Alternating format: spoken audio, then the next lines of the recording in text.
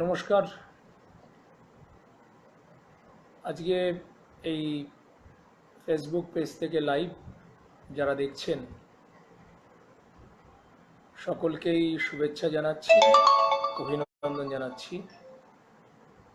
আর বিশেষ করে অভিনন্দন যারা এই লাইভের ব্যবস্থা করেছেন, আয়োজক আহ্বান এই ফেসবুক পেজ লাইভে আমাদের পশ্চিমবঙ্গ পঞ্চায়েত কর্মচারী সমিতি সমূহের যৌথ কমিটি, পশ্চিমবাংলার ত্রিস্তর পঞ্চায়েত কর্মচারী সমাজের পক্ষ থেকে আপনাদের সামনে কিছু কথা উপস্থিত করতে চাই। বিষয়বস্তু যা আছে তা বর্তমান সময়ে ত্রিস্তর পঞ্চায়েত ব্যবস্থা এবং কর্মচারীরা বর্তমান সময়ে আপনারা সবাই বুঝতে পারছি একটা অত্যন্ত কঠিন পরিস্থিতির মধ্যে দিয়ে আমরা যাচ্ছি এবং এরকম পরিস্থিতির কোনো অভিজ্ঞতা আমাদের জেনারেশনের সাধারণভাবে থাকার কথা নয়। আমি যে পরিস্থিতির কথা বলছি আপনারা সকলেই বুঝতেই পারছেন। করোনা ভাইরাস জনিত যে মহামারী আক্রমণ সারা বিশ্ব জুড়ে, সেই আক্রমণের জায়গায় দাঁড়িয়ে সমগ্র বিশ্ব আজকে প্রায় 187টা দেশ করোনা ভাইরাস জনিত কারণে সংক্রমিত, প্রায় 85 লক্ষ মানুষ এফেক্টেড, 4 লক্ষ মানুষের প্রাণহানি হয়েছে। ভারতবর্ষে সংখ্যাটা একটু এদিক ওদিক হতে পারে, 3,68,000 মানুষ আক্রান্ত। যেটুকু রিপোর্ট রাখছিলাম তাতে 12,289 জনের মৃত্যু হয়েছে। আমাদের রাজ্যের ক্ষেত্রেও একটা চিন্তাজনক অবস্থার মধ্যে আমরা রয়েছি, খুবই কঠিন পরিস্থিতির মধ্যে। এবং এই যে পরিস্থিতি, এই পরিস্থিতিতে সাধারণভাবে সারা পৃথিবী জুড়ে সবচেয়ে বেশি আক্রান্ত শ্রমজীবী মানুষ, খেটে খাওয়া মানুষ। এবং আমরা যারা কর্মচারী সমাজের প্রতিনিধি, আমরাও এই শ্রমজীবী মানুষেরই অংশ। এবং এই সময় বিভিন্ন রিপোর্টের মধ্য দিয়েও প্রকাশিত হচ্ছে যে বিশ্বজুড়ে যারা বড় বড় ব্যবসাদার অনেক মুনাফা করেন, এর মধ্যেও মুনাফা করতে পারছেন, কিন্তু ক্ষতিগ্রস্ত হচ্ছেন শ্রমজীবী মানুষ, খেটে খাওয়া মানুষ। ভারতের মতো দেশে যেখানে এত বিপুল জনসংখ্যা, তার দারুণ প্রভাব পড়ছে, আমাদের রাজ্যেও প্রভাব পড়ছে। এখন এই ধরনের পরিস্থিতির, আমি আগেও বললাম, সাধারণভাবে আমাদের অভিজ্ঞতা থাকার কথা নয়। ইতিহাসের পাতা থেকে যতটুকু বোঝা যাচ্ছে তাতে মধ্যবর্তী সময় 60-এর দশকে, 70-এর দশকে কিছু ছোটখাটো মহামারীর ঘটনা থাকলেও এই বৃহৎ আকারে মহামারীর ইতিহাস আমরা পাচ্ছি ঠিক 100 বছর আগে, 1918 সাল, 19 সাল। প্রথম বিশ্বযুদ্ধ শেষ হওয়ার পর বিশ্বযুদ্ধের অংশগ্রহণকারী সেনাবাহিনীর সেনারা বিভিন্ন দেশে তারা যখন ফিরে যাচ্ছেন, তারা তখন সেই মুহূর্তের ইনফ্লুয়েঞ্জা ভাইরাস, যা স্প্যানিশ ফ্লু নামে আমাদের কাছে পরিচিত, তাকে বহন করে নিয়ে যান এবং এক ভয়াবহ মহামারী সেই সময় তৈরি হয়েছিল বিশ্বজুড়ে। শতবর্ষ পার করেছেন এমন মানুষ যারা জীবিত আছেন, প্রবীণ শ্রদ্ধেয় মানুষ, তাদের হয়তো স্মরণ শক্তি যদি থাকে তবে তারা মনে করতে পারবেন।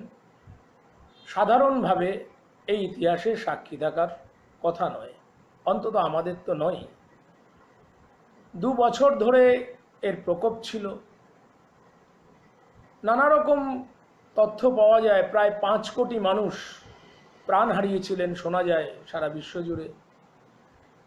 ভারতবর্ষেও প্রায় 1,20,00,000 মানুষ প্রাণ হারিয়েছেন বলে শোনা যায়, জানা যায়। এবং তা সেই মুহূর্তের দেশের জনসংখ্যার একটা উল্লেখযোগ্য পার্সেন্টেজ, 4% কি 5% এরকম হবে। এইরকম এই ভয়াবহতা, এই যে নতুন অভিজ্ঞতা আমাদের সামনে, এবং সবচেয়ে বেশি তার প্রভাব এক তো সামাজিকভাবে, শারীরিকভাবে মানুষের এত প্রাণহানি, এবং একটা বড় প্রভাব পড়বে অর্থনীতির উপর, পড়ছেও ইতিমধ্যেই, দারুণ মন্দা তৈরি হবে, হচ্ছেও। বিশ্বজুড়ে অর্থনীতিবিদরা নানা রকম নিদান দিচ্ছেন, ব্যবস্থার কথা বলছেন। এই রকম একটা জায়গায় দাঁড়িয়ে নানা রকম আলোচনা উঠে এসছে। আমাদের দেশে একটা সময় লকডাউন হয়েছে, এখন কার্যত লকডাউন বলে কিছু বোঝা যাচ্ছে না। ট্রেন চলাচল হচ্ছে না, বাকি সব চলছে। নামকোয়াস্তে লকডাউন থাকলেও তার কোনো প্রভাব নেই। যখন মাত্র 500 মানুষ আক্রান্ত, তখন আমরা নানা রকম প্রক্রিয়া দেশের সরকারকে গ্রহণ করতে দেখেছি। একদিনের জন্য ঘোষণা করা হয়েছিল যে আমরা কিরকম হরতাল করব। তার পরবর্তীতেই 2 দিন বাদে দেশ জুড়ে লকডাউন ঘোষণা করা হয়। আজকে এত বৃহৎ আকার ধারণ করার সময় কয়েকটা কথা না বললেই নয়।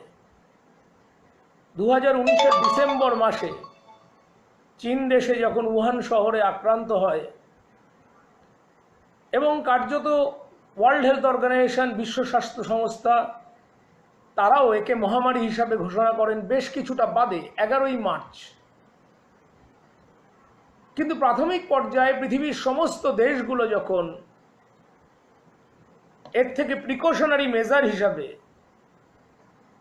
নিজেদের রক্ষা করার জন্য ব্যবস্থা গ্রহণ করছেন, আমাদের দেশে কিন্তু যখন লকডাউন ঘোষণা হচ্ছে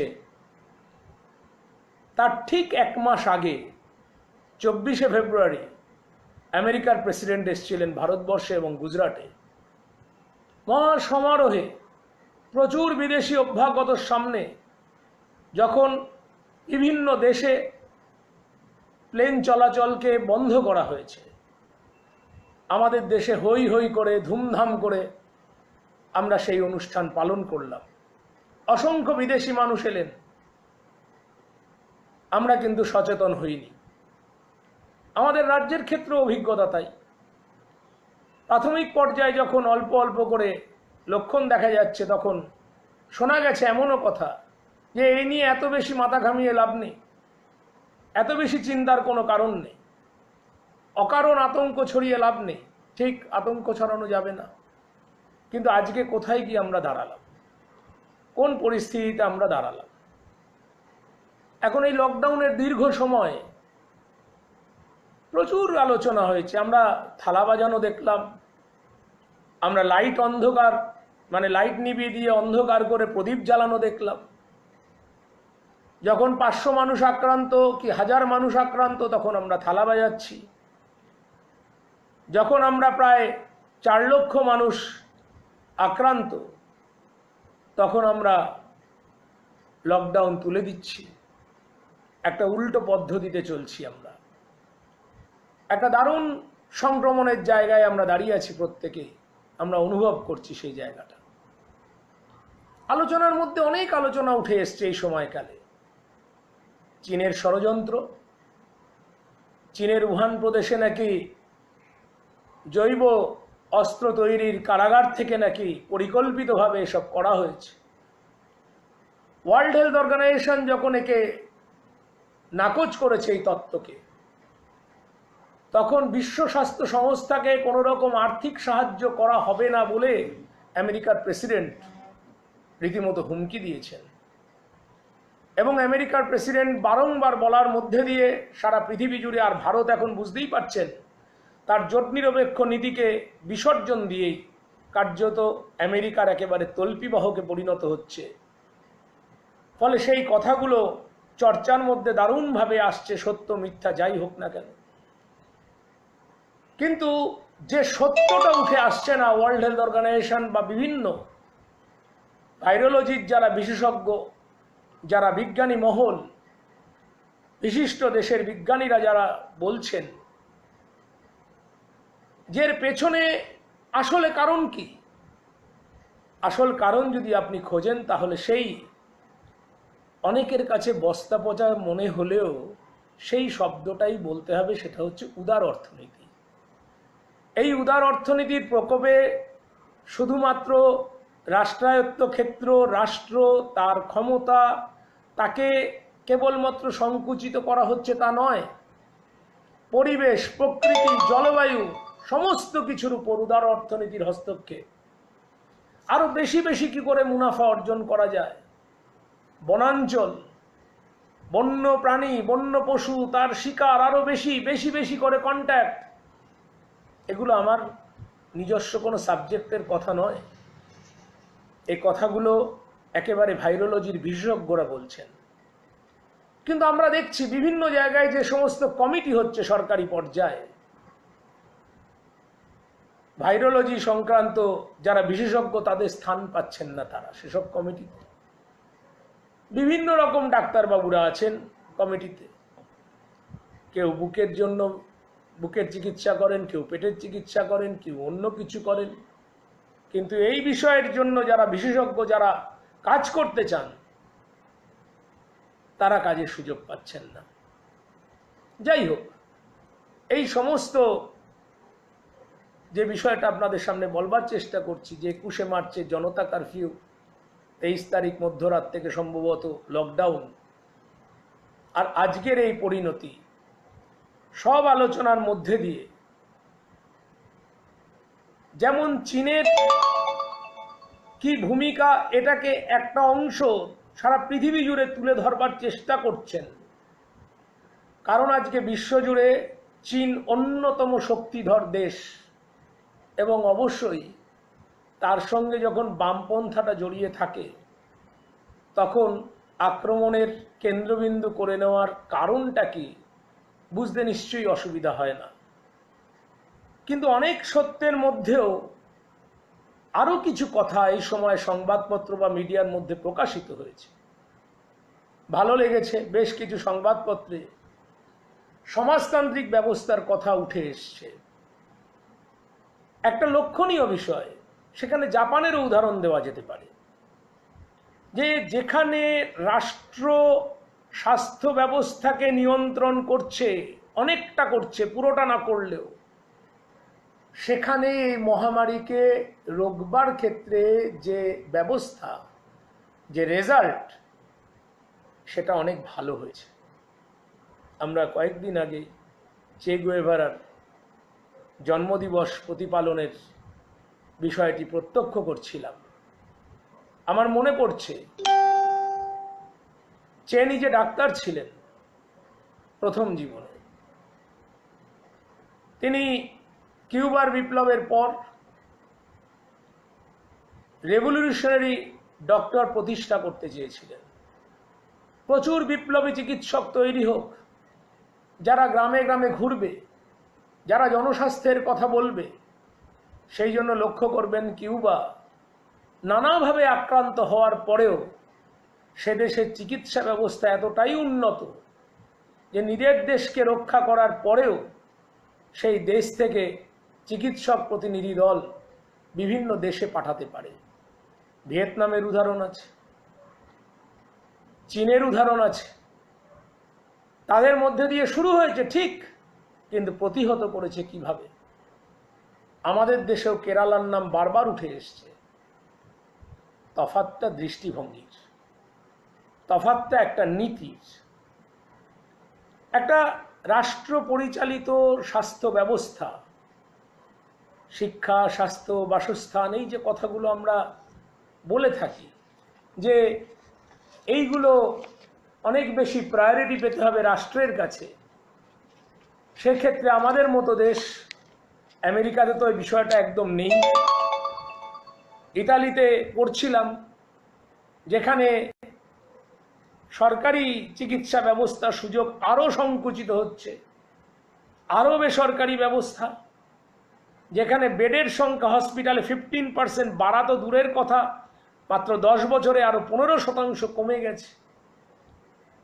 যেখানে রাষ্ট্র কিছুটা হলেও নিয়ন্ত্রণ করছে, সেখানেই একটা ভালো ফল পাওয়া যাচ্ছে। তাহলে এখানে নীতিগত বিষয়, আদর্শগত বিষয়, মতাদর্শগত বিষয় অত্যন্ত একটা জরুরি ব্যাপার, যেখানে prevention is better than cure, এই তত্ত্বের উপর ভিত্তি করে রাষ্ট্র কর্তৃক যে জনস্বাস্থ্য ব্যবস্থা পরিচালিত হয়, সেখানে অনেক বেশি ভালো ফল পাওয়া যাচ্ছে বা পাওয়া যায়। এখন এই প্রসঙ্গের এর সঙ্গে আমাদের পঞ্চায়েত কর্মচারী সমাজ কতটা সম্পৃক্ত, নিশ্চিতভাবেই সেই আলোচনাটার মধ্যেই প্রবেশ করতে চাই। আমরা পশ্চিমবঙ্গ পঞ্চায়েত কর্মচারী সমিতি সমূহের যৌথ কমিটি। আমাদের পঞ্চায়েত ব্যবস্থার মধ্যে আমরা কর্মরত কর্মচারী সমাজ। আমাদের রাজ্যের কথা যদি বলেন, সেই জায়গায় দাঁড়িয়ে যা বলতেই হবে আমাদের, তা হচ্ছে 1978 সাল তদানীন্তন সরকার, অর্থাৎ রাজ্যে বামফ্রন্ট সরকার,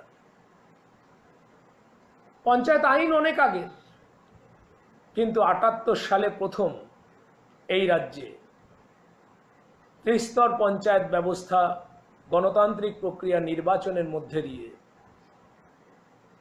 তা উপস্থিত হয় মানুষের সামনে।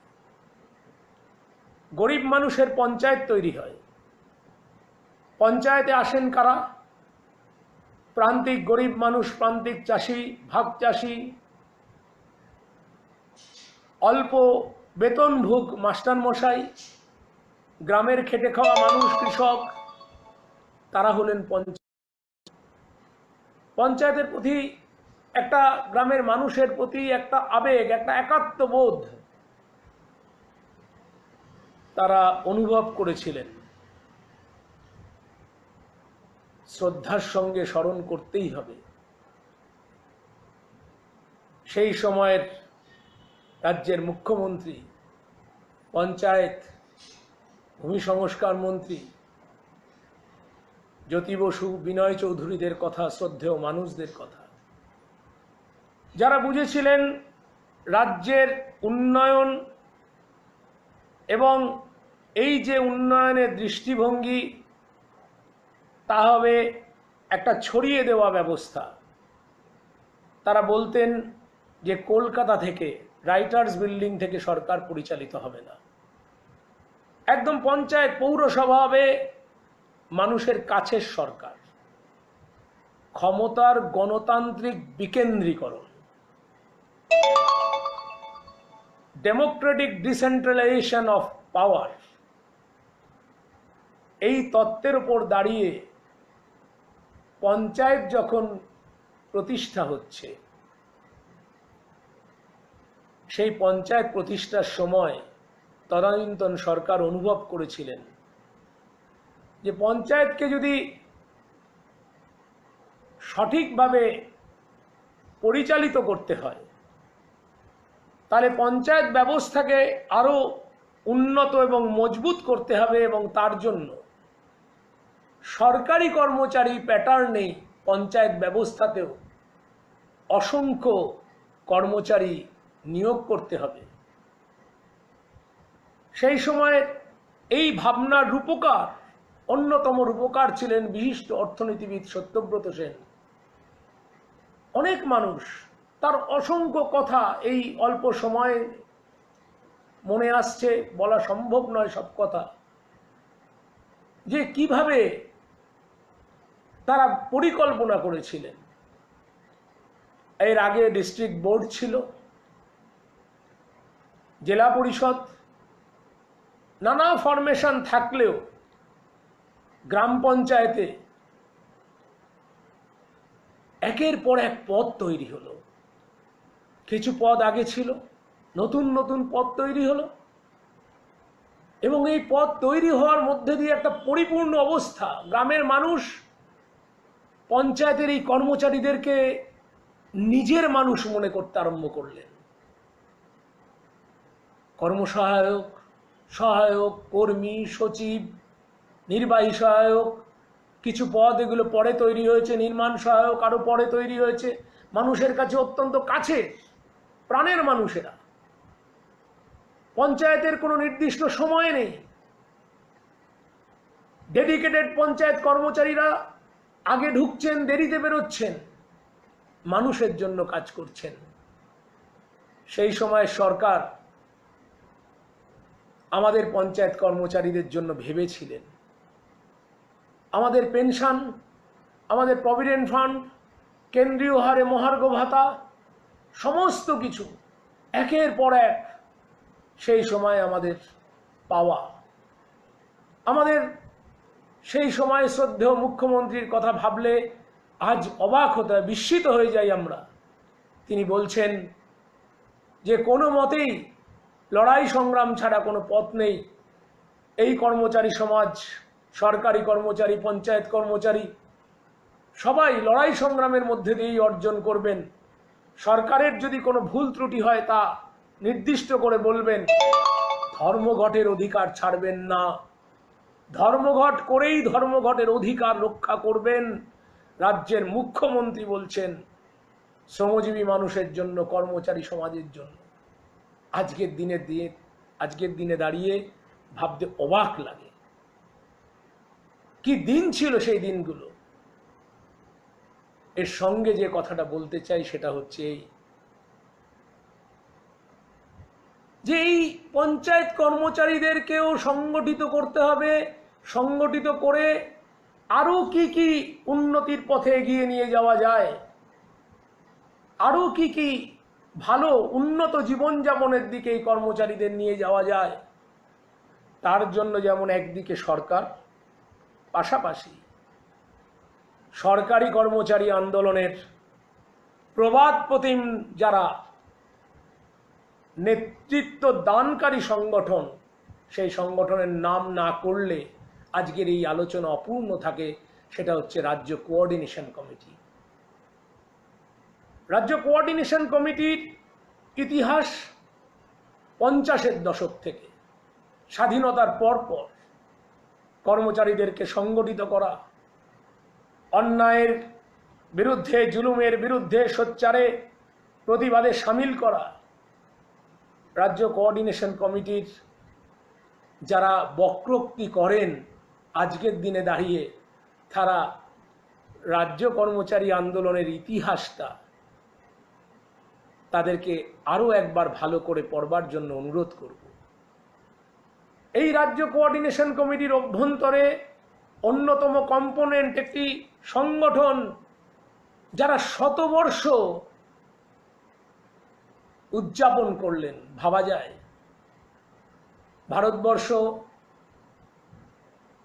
ভারতবর্ষে সংগঠিত ট্রেড ইউনিয়ন আন্দোলনের জন্ম 1920 সাল, পালন হচ্ছে শতবর্ষ। সেই সময়ে দাঁড়িয়ে কর্মচারী আন্দোলনের আজকে যারা WBA, MOA,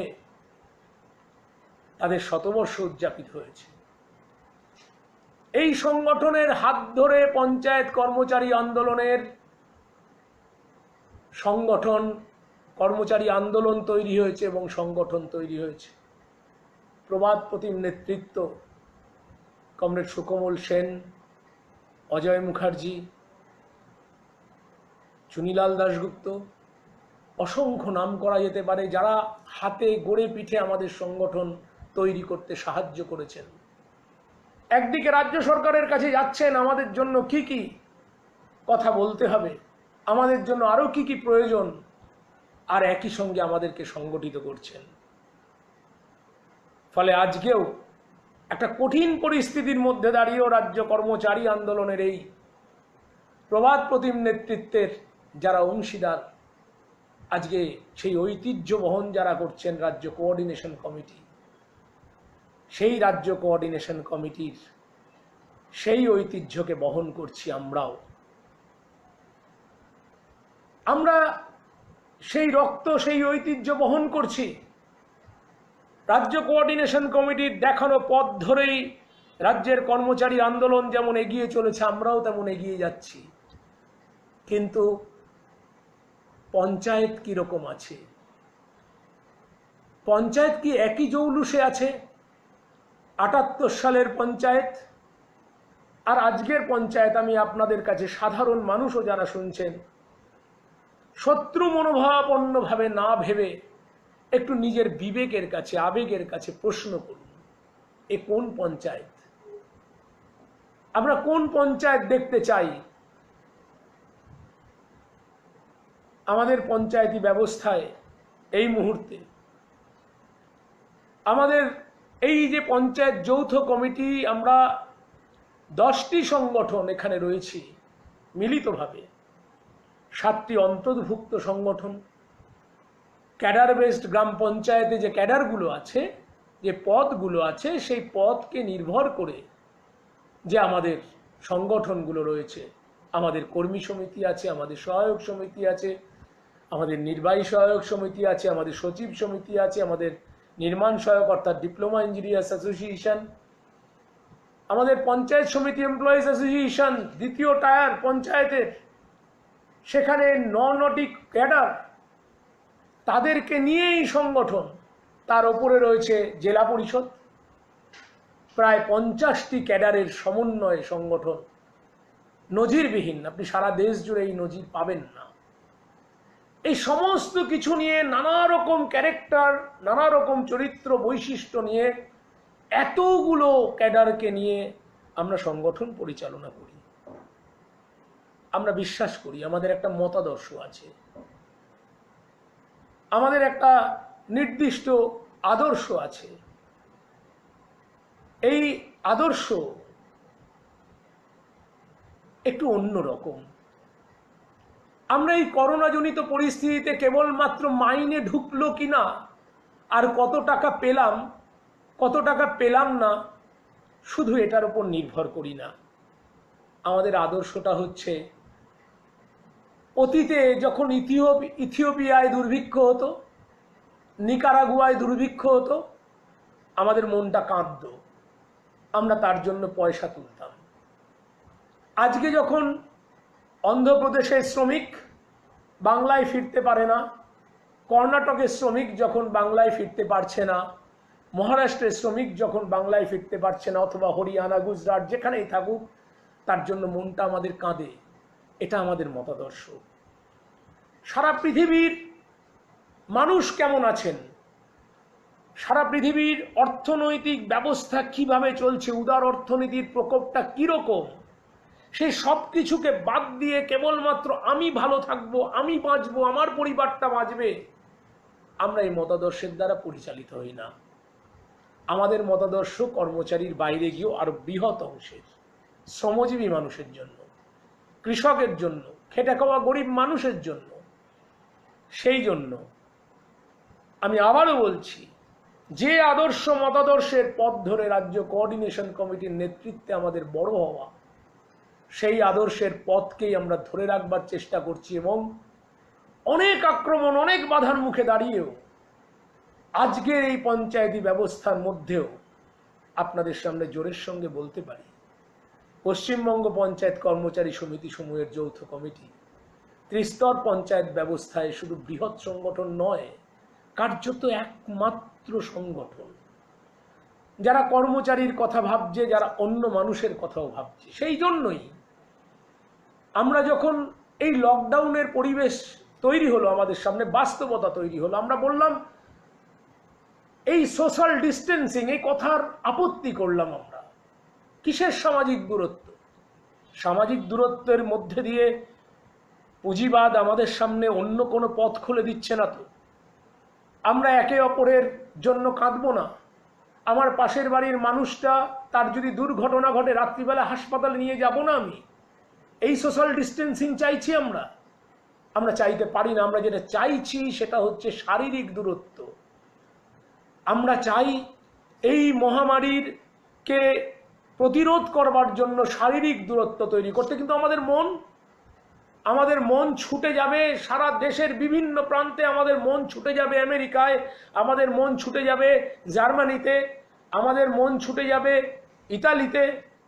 আমি আপনাদের জাপানের কথা বলছিলাম, জার্মানিও এই সময় অনেকটা সামাল দিতে পেরেছে একটা অন্য ব্যবস্থায় থাকার কারণেও।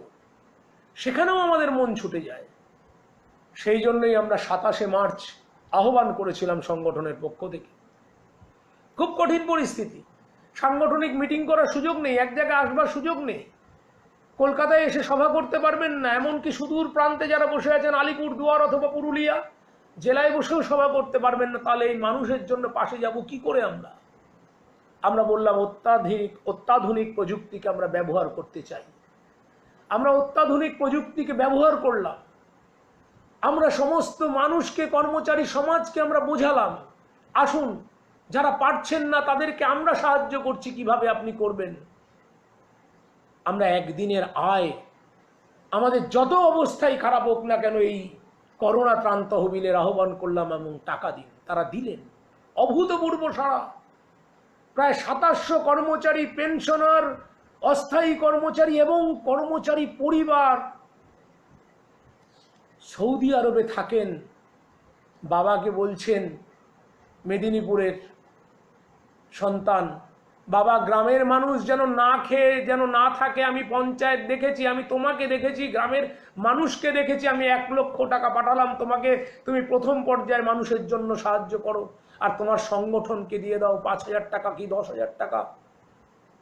আমেরিকা থেকে আমাদের পরিবারের বন্ধু টাকা পাঠাচ্ছেন। আমাদের এই রাজ্যের বিভিন্ন তথাকথিত আধিকারিক ছিলেন যারা, তারা টাকা পাঠাচ্ছেন আমাদের জন্য। বিভিন্ন দেশের বাইরে অবস্থানকারী আমাদের পরিবারের সন্তানরা টাকা পাঠাচ্ছেন। আমরা আপ্লুত হয়েছি। আমরা 20 লক্ষ টাকা আমরা তুলতে পেরেছি। আমরা ভাবতে পারিনি, সত্যি কথা আপনাদের সামনে বলতে অসুবিধা নেই, আমরা এই এতটা সাফল্য পাবো আমরা ভাবিনি। আমরা সঙ্গে সঙ্গে সিদ্ধান্ত নিই। আমরা অত্যাধুনিক প্রযুক্তিকে ব্যবহার করেই আমরা মিটিং করেছি, সভা করেছি, সবাই সিদ্ধান্ত করেছি সমস্ত জেলাকে আমরা সাহায্য করব। পাশাপাশি যদি আমাদের সামর্থ্য থাকে তাহলে রাজ্যের বাইরে গিয়েও সাহায্য করব। আমরা করবার চেষ্টা করেছি। সীমিত ক্ষমতা, অল্প ক্ষমতা, ছোট্ট ক্ষমতা আমাদের, তবু আমরা কর্ণাটক এবং মহারাষ্ট্রে, যাদেরকে পরিযায়ী বলা হচ্ছে, পরিযায়ী শব্দের সঙ্গে আপত্তি আছে আমাদের, ভিন রাজ্যে কর্মরত শ্রমিক আমার রাজ্যের, তাদের জন্য সাহায্য পাঠিয়েছি। এবং এখানে এই জেলায় জেলায় আমরা যে কাজ প্রায় সমাপ্তির পথে, মূলত এই শ্রমিক পরিবার, ভিন রাজ্যে কর্মরত পরিবার, আদিবাসী মানুষ, তাদের কাছে পৌঁছতে হবে। আমরা এই আমফানের মধ্যে দাঁড়িয়ে, যখন আমফান শুরু হচ্ছে সেই মধ্যে দাঁড়িয়ে আমরা ব্যক্তিগত উদ্যোগে সব আমরা পৌঁছে গেলাম ব্যাংকে, সেখান থেকে অ্যাকাউন্টে টাকা ডিসবার্স করলাম। ব্যাংকের আধিকারিকদেরও ধন্যবাদ, তারা সাহায্য করেছেন আমাদেরকে। এত বড় কাজ দেখে আমরা এই কাজ করছি। কিন্তু আমরা সব কিছুর পরে দাঁড়িয়েও আপনাদের সামনে যে কথাগুলো বিনীতভাবে নিবেদন করতে চাই, সেটা হচ্ছে আমরা একটা অত্যন্ত কঠিন পরিস্থিতির মধ্যে দিয়ে পঞ্চায়েত কর্মচারীরা রয়েছি।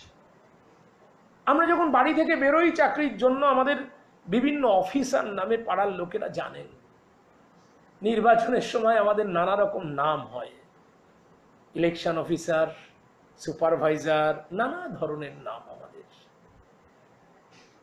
জানেন না যে আমরা কোন দুর্দশার মধ্যে কাটাচ্ছি। আমাদের রাজ্যের পঞ্চায়েতে, ত্রিস্তর পঞ্চায়েতে অনুমোদিত পদ 31,000, 12,000 পদ শূন্য। ভাবুন, 19,000, প্রায় 19,000, একটু কম হতে পারে,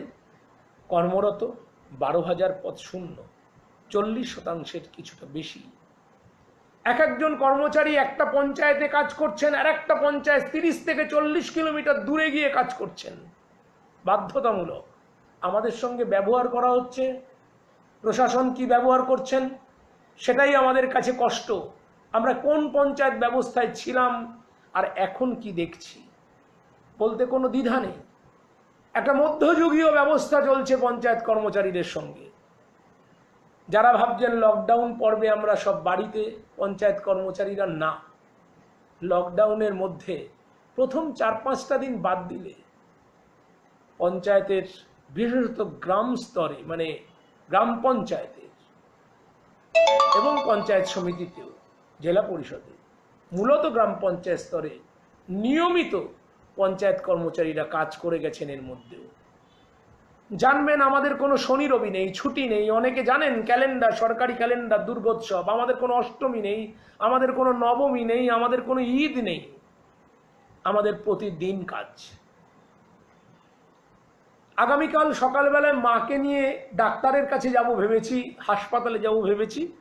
রাত্রিবেলায় প্রশাসনিক আধিকারিক, আমার কর্মচারী বন্ধু গ্রাম পঞ্চায়েতের রাত 12টায়, আজকাল নতুন স্টাইল, হোয়াটসঅ্যাপে পাঠিয়ে দেওয়া হয় আপনাকে সকাল 10টার মধ্যে অফিসে আসতে হবে। উত্তর দেওয়া হলো আমার এরকম, বলো যে কাজই থাকুক আপনাকে এখানেই আসতে হবে। ফলে আপনি মাকে নিয়ে চিকিৎসায় যাবেন, বাতিল। আপনি হাসপাতালে যাবেন স্ত্রীকে নিয়ে, বাতিল। আপনার সন্তান মুমূর্ষু, যেতে পারবেন না, বাতিল। এই সময়ে দাঁড়িয়ে কোয়ারেন্টাইন সেন্টার থেকে সর্বত্র কাজ করছেন পঞ্চায়েত কর্মচারীরা। আপনারা জানবেন আজকেই স্বাস্থ্য দপ্তর থেকে সেই আজকের 13ই এপ্রিল ICMR এর গাইডলাইনকে মেনে আজকে নির্দেশনামা আরেকবার জারি হয়েছে। এখন গ্রাম পঞ্চায়েত স্তরে এবং ব্লক ভিত্তিতে এখন আমাদের এই করোনা টেস্ট করা হবে গ্রুপ ভিত্তিক। এতদিন বাদে বোধহয় কমিউনিটি স্প্রেডিংয়ের যা কথা বলা হচ্ছে তার কোনো সম্ভাবনার কথা আছে কিনা আমরা জানি না। তার কথা ভেবে আজকে এই নির্দেশনামা জারি হয়েছে, দেখতে পেয়েছি। আমাদের জন্য যারা প্রশাসনের শীর্ষ স্তরে বিভিন্ন জায়গায় বসে আছেন, ব্লক পর্যায় থেকে অন্য পর্যায়ে, আমরা যখন ডেপুটেশন করি, কথা বলতে যাই, ইদানিং লক্ষ্য করছি যে আমাদের ডেপুটেশনও কেউ নিতে চান না। আগেই তারা ভয় পেয়ে যান আমরা যে যুক্তির কথা বলবো। 100 দিনের কাজ কি হচ্ছে পশ্চিমবাংলায়? 100 দিনের কাজ হচ্ছে চাহিদা ভিত্তিক। চাহিদা যেরমভাবে উঠবে সেই মতো কাজ। কিন্তু আমাদের সামনে কি দাঁড় করানো হচ্ছে? ওপর থেকে চাহিদা ঠিক করে দেওয়া হচ্ছে যে আপনাকে এই মাসে এত ম্যান্ডেজ তৈরি করতে হবে, পার্সেন্টেজ তৈরি করতে হবে, যদি করতে পারেন ভালো, নয়তো আপনার মাইনে বন্ধ করা হবে। এই ধরনের হুমকি। এই লকডাউনের মধ্যে কোনো এক জায়গায় ব্লক আধিকারিক বলছেন যদি না আসেন অফিসে তাহলে পুলিশ দিয়ে তুলে আনবো, কোন ধারা প্রয়োগ করা হবে, এবং করা হয়েছেও। পূর্ব মেদিনীপুরে কর্মরত কর্মচারীকে উলুবেড়িয়ায় বাড়ি, তার বাড়িতে পুলিশ পাঠিয়ে নিয়ে আসা হচ্ছে যখন পূর্ণোদ্যমে লকডাউন চলছে। কারণ পঞ্চায়েতের প্রকল্পগুলো চলছে, মাইক অ্যানাউন্সমেন্ট চলছে, কোনো কিছু নিয়ম মানার ব্যাপার নেই। হই হই করে মানুষ পঞ্চায়েতে আসছেন, একের পর এক জয় বাংলা, জয় জোহর, নানা রকম প্রকল্পের কাজ করে যেতে হবে। খাদ্যের কুপন তাও বিলি করতে হবে। পশ্চিমবাংলায় এমন কোনো গ্রাম পঞ্চায়েত খুঁজে পাওয়া যাবে না যেখানে 4 জন কর্মচারী কাজ করছেন। একটা কঠিন অবস্থার মধ্যে, এই রকম অবস্থায় আমরা পঞ্চায়েত কর্মচারীরা পড়বো আমরা ভাবতে পারি।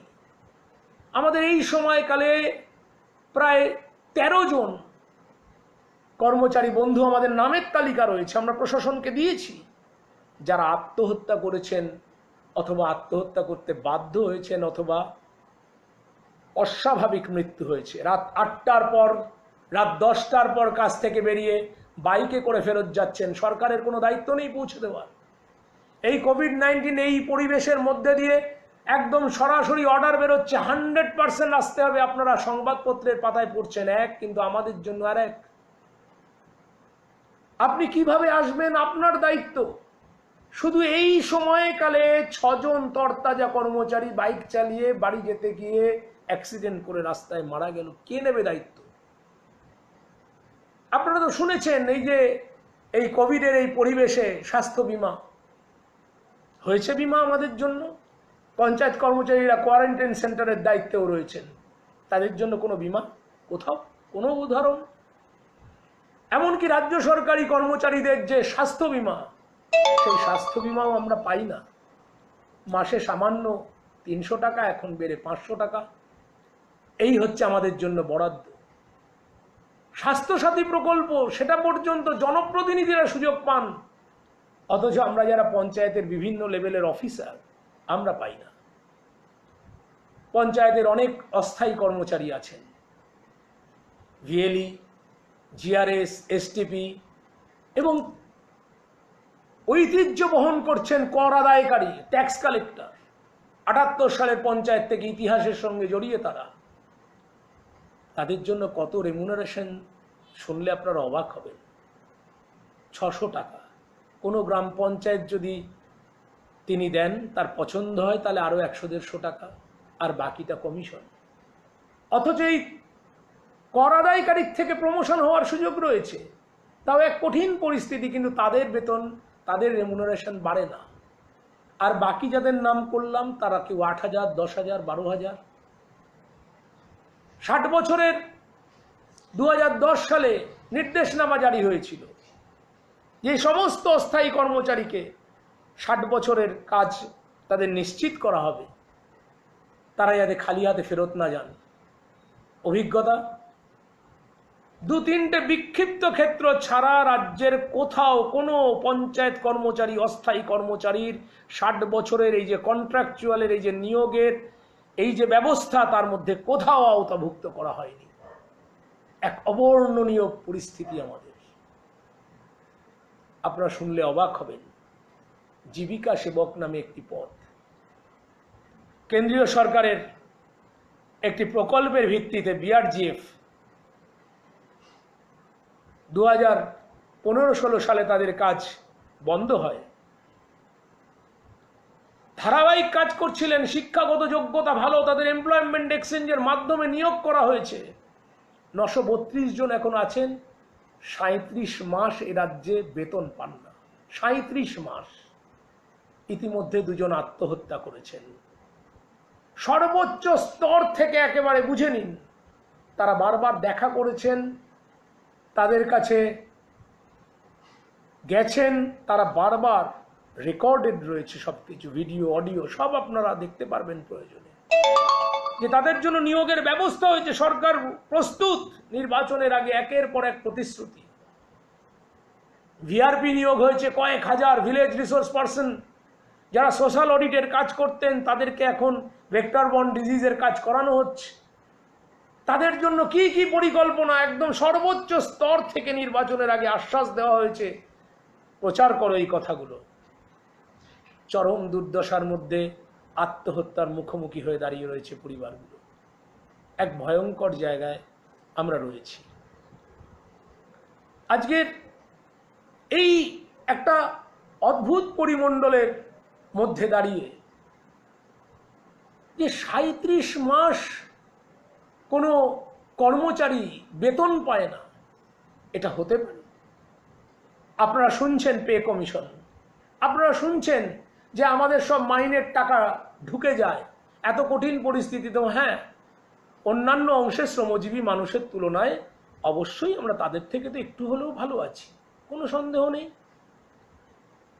তার জন্যই তো আমাদের এই বিবেক, আবেগ, আমাদের এত আবেগ এবং আমাদের বিবেক কাঁদে যে তাদের পাশে কিভাবে দৌড়ে দাঁড়ানো যেতে পারে। আমরা আমাদের সংগঠন ত্রাণ দিতে গিয়ে, অভিজ্ঞতা, থানার ওসি বলছেন ত্রাণ দিতে এসছেন কেন, ত্রাণ দেওয়া তো বারণ। আমরা বললাম আমরা সরকারি ব্যবস্থার কর্মচারী, আমরা ত্রাণ দিতে পারবো না, মানুষের বিপদে যেতে পারবো না, আমরা পাশে দাঁড়াতে পারবো না। আপনি আসুন, আপনি দেখে যান আমরা কোন পরিস্থিতির মোকাবিলা আমরা করছি। আমরা মানুষের পাশে এসে দাঁড়িয়েছি, তাকে সাহায্য করছি আমাদের মাইনের টাকা দিয়ে। কেন বাধা, কিসের বাধা? আজকে কেন্দ্রীয় সরকার যখন এই রাজ্যের 100 দিনের কাজ এবং পঞ্চায়েত ব্যবস্থার বিভিন্ন কিছু নিয়ে রিপোর্ট প্রকাশ করছেন এবং সেই রিপোর্টে কেন্দ্রীয় সরকার, এটা আমাদের কোনো কথা নয়, চরম দুর্নীতির কথা উল্লেখ করছেন, তখন রাজ্যের আধিকারিকরা তা মেনে নিয়ে তখন দায়ী করছেন পঞ্চায়েত স্তরের একদম তলার স্তরের কর্মচারীকে। 100 দিনের কাজের চাহিদা তৈরি করে দিচ্ছেন ওপর তলা থেকে বাধ্যতামূলক। বেআইনি পথ শেখানো হচ্ছে, মাস্টার রোল তৈরি করো, এইভাবে করো, যদি করো মেনে নাও, বেআইনি কাজটা যদি তুমি করতে পারো তাহলে তুমি পূজিত হবে, যদি না করো তাহলে শারীরিক আক্রমণের সঙ্গে সঙ্গে মানসিক আক্রমণ। কিছু ভুইফোর কর্মচারী যারা মনে করে প্রশাসনের কাছে কিছু ইয়েস স্যার নো স্যার করে ভালো থাকা যায়, তারা গিয়ে তালিকা তৈরি করে দিচ্ছে এই লকডাউনের মধ্যেও। আমরা যারা এই মতাদর্শ নিয়ে চলি, একটু পৃথিবীর মানুষকে নিয়ে ভাবি, একটু দেশের মানুষকে নিয়ে ভাবি, একটু অর্থনীতি নিয়ে ভাবি, সবার কথা ভাবি, তাদেরকে ট্রান্সফার করতে হবে, তাদেরকে দূরে পাঠিয়ে দিতে হবে, দূরের জেলায় পাঠিয়ে দিতে হবে। আপনারা জানেন আমাদের রাজ্য কোঅর্ডিনেশন কমিটির নেতৃত্ব, রাজ্য সম্পাদক সহ, তাহলে দূর দূর প্রান্তে, একেবারে দার্জিলিং থেকে দূর দূর প্রান্তে তাদের বদলি, এবং আমাদের জেলার অভ্যন্তরে দাঁড়িয়ে 60 কিলোমিটার 70 কিলোমিটার দূরে কিভাবে যাবেন আপনি অফিস? আপনার দায়িত্ব। আমাদের কর্মচারীদের অধিকাংশ বাইকে তেল পুড়িয়ে তারা যাওয়ার অভ্যাস তৈরি করেছে, শেয়ারে গাড়ি ভাড়া করে অফিস পৌঁছচ্ছেন। আমাদের প্রভিডেন্ট ফান্ডে আমাদের রক্ষিত টাকা, আমাদের জমা টাকা আমরা হিসাব পাচ্ছি না। সরকারি ব্যবস্থা। গতকালই আমাদের আন্দোলন করতে হয়েছে পূর্ব বর্ধমান জেলায় বিভিন্ন ব্লকে, সারা রাজ্য জুড়ে প্রভিডেন্ট ফান্ডের কোনো হিসেব নেই, জালিয়াতি। আমরা একাধিক ব্লকের নাম বলতে পারি যেখানে আমরা তুলে ধরেছি এই কথাগুলো। আমরা যখন ডেপুটেশন করছি তখন বলা হচ্ছে আমরা দেখছি বিষয়টা, এবং উচ্চ পর্যায়ে যখন ডেপুটেশন করতে যাওয়া হয় তখন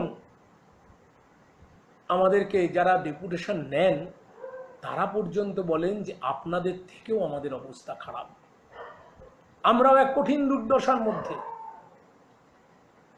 আমি যে কথা বলছিলাম, আমি শেষ করে আনবো আমার বক্তব্য, যে আপনারা শুনেছেন পে কমিশন ইত্যাদি, বাজারহাটে একটা কথা চলে, এই তো আপনাদের বেতন বৃদ্ধি হয়ে গেল, মাইনে বৃদ্ধি হয়ে গেল। আমি পঞ্চায়েতের নিরিখে আপনাদের বলতে পারি রাজ্য সরকারি কর্মচারীদের ক্ষেত্রেও প্রায় একই রকম, যে কি অস্বাভাবিক পরিস্থিতি। মাঝে মাঝেই আজকাল এই কথাটা শুনতে পাচ্ছি, বিভিন্ন রাজ্যে তো বেতন টেতন কাটা হচ্ছে এই করোনার জন্য, আমাদের রাজ্যে তো আমরা এসব করছি না। আমাদের রাজ্যে সরকার বাহাদুর মহার্ঘ ভাতা শব্দটাই যে তুলে দিয়েছেন, আর নতুন করে কি কাটবেন আমাদের কোন রাজ্য তো ভাবতে পারছে না।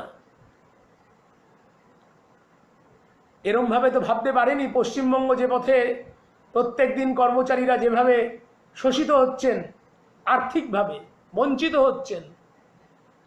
এবারের পে কমিশন এক অদ্ভুত দীর্ঘ টালবাহানা, তারপরে দাঁড়িয়ে আপনারা জানেন এই দিয়ে দিলাম করে দিলাম। আমরা পঞ্চায়েত কর্মচারীরা সরকারি ব্যবস্থার দ্বিতীয় বা তৃতীয় শ্রেণীর নাগরিকের মতো আমাদের সঙ্গে ট্রিট করা হয়। সরকারি নির্দেশনামা জারি হওয়ার 3 থেকে 4 মাস বাদে ঘন ঘন যাওয়ার পর, ডেপুটেশন করার পর, দয়া করুন আমাদের যে আমাদের নির্দেশনামাটা প্রকাশিত হোক।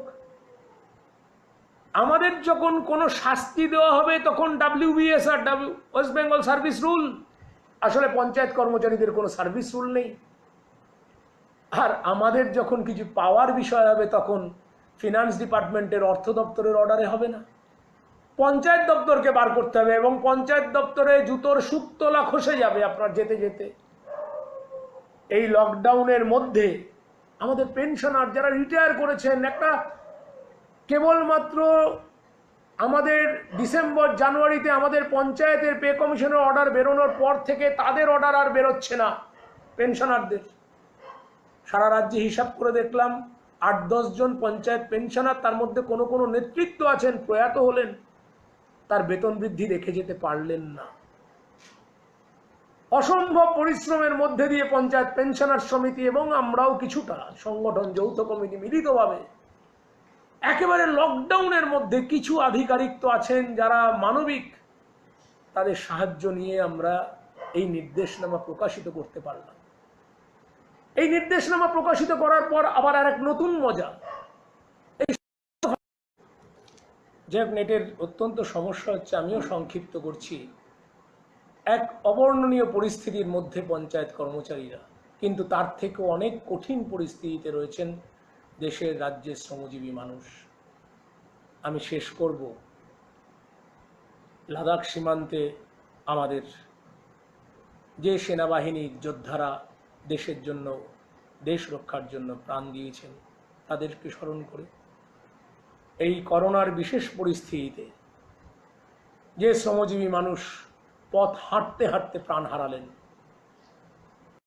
এক অদ্ভুত দেশ, অদ্ভুত পরিস্থিতি আমাদের, তাদের আমফানে দুর্গত মানুষ নিজেরা ত্রাণ করতে গিয়ে আমফানের জন্য আমরা দেখেছি কি কঠিন পরিস্থিতির মধ্যে মানুষ রয়েছেন, তা দেখে ফেরত আসা যায় না। সেখানেও আমাদের কর্মচারীদের এক অন্যায় পথের দিকে নিয়ে যাওয়া হচ্ছে। যে কাজ করতে আমরা অভ্যস্ত নই, সেই পথে নিয়ে যাওয়া হচ্ছে। আমরা ভবিষ্যতে আপনাদের সামনে নিশ্চিতভাবেই জানাতে পারব যে কত মানুষকে সাহায্য করার কথা একটা পঞ্চায়েতে, কত মানুষের বাড়ি দরকার, তার যে সমীক্ষার কথা বলা হচ্ছে, সেই সমীক্ষা কে করছে, কারা করছে, আমাদেরই তো করার কথা। সেই বাড়ির সমীক্ষার সঙ্গে আবার 100 দিনের কাজ যা দেওয়া হচ্ছে তাকেও পাওয়া যাচ্ছে না, মেলানো যাচ্ছে না। কিভাবে এটা সম্ভব হচ্ছে? নানা রকম ঘটনা রয়েছে। তবু এই সব কিছুর মধ্যে দিয়ে আমাদের যে লড়াই সংগ্রাম আমাদের সামনে রয়েছে, আমাদের নির্দিষ্ট দাবি দেওয়ার ভিত্তিতে, যেমন জীবিকা সেবকের কথা বললাম, আমি অস্থায়ী কর্মচারীদের কথা বললাম, পেনশনার বন্ধুদের কথা বললাম, আমাদের কর্মচারীদের স্বাস্থ্য বীমা আজকে সবচেয়ে গুরুত্বপূর্ণ দাবি, এবং আমাদের অন্যান্য যে দাবি, আমাদের মহার্ঘ ভাতা থেকে আরম্ভ করে অনেক দাবি আমাদের রয়েছে, প্রায় 12-14 দফা দাবি। সেই দাবিতে যেমন লড়াই আমাদের চলবে, একই সঙ্গে দুর্গত মানুষের পাশে সাহায্যের জন্য, সহযোগিতার হাত বাড়িয়ে দেওয়ার জন্য আমাদের আরও প্রচেষ্টা থাকবে। আপনাদের সমস্ত মানুষকে নিয়ে, সবাইকে সাথে নিয়ে আমরাও পশ্চিমবঙ্গ পঞ্চায়েত কর্মচারী সমিতি সমূহের যৌথ কমিটি, আমরা রাজ্য কোঅর্ডিনেশন কমিটি, রাজ্য কর্মচারী আন্দোলনের যারা নেতৃত্ব দানকারী, তাদের দেখানো পথ ধরেই আমরা স্বাধীনভাবে পঞ্চায়েত ব্যবস্থার মধ্যে যারা আমরা কাজ করছি, আমরা আমাদের লড়াই সংগ্রামকে এগিয়ে নিয়ে যেতে পারব। এবং আপনাদের সামনেও ভবিষ্যতে যদি আবারও কখনো সুযোগ হয়, তাহলে পরিস্থিতির বিচারে আমাদের যে করণীয় কাজ, আপনাদের খালি একটা অঙ্গীকার করে শেষ করতে চাই, সেটা হচ্ছে মতাদর্শ যা আমাদের আছে, সেই মতাদর্শ থেকে আমাদের বিচ্যুত করা যাবে না। যে কোনো পরিস্থিতি আসুক না কেন, আমাদের সারা পৃথিবীর মানুষের কথা ভেবে, সারা দেশের মানুষের কথা ভেবে, সমাজটাকে পরিবর্তন করার লক্ষ্যের যে মতাদর্শ, সেই মতাদর্শ থেকে আমরা বিচ্যুত হতে পারবো না। এই পথ ধরেই আমরা চলব। আমাদের উপর যে কোনো ধরনের আক্রমণই নেমে আসুক না কেন, তার শারীরিক, তার চাকরি জীবনের যাই আসুক না কেন, তাকে আমরা সহ্য করব। সহ্য করার মধ্যে দিয়ে প্রতিবাদের আগুন জ্বালাবো।